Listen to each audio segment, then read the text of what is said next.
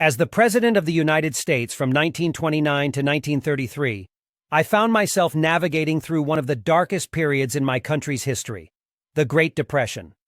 My name is Herbert Hoover, and I entered office with much optimism and confidence in my ability to manage the nation's affairs. However, right from the onset of my term, the economic crisis deepened. In October 1929, the Wall Street crash triggered a downward spiral of unemployment, bank failures, and misery across the country. I strove to find solutions, but my efforts were often criticized as too little, too late. I believed in the philosophy of laissez-faire and encouraged businesses to take measures to revive the economy. But unfortunately, it wasn't enough to alleviate the suffering of the American people.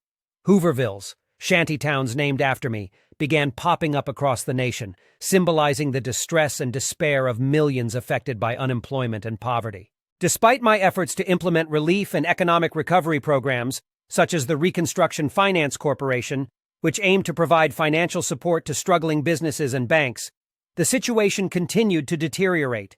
Social and political tensions were rising, and I faced criticism for not acting more energetically. My presidency was marked by profound unpopularity, and in 1932, I was defeated in the presidential election by Franklin D. Roosevelt, who promised a New Deal for America.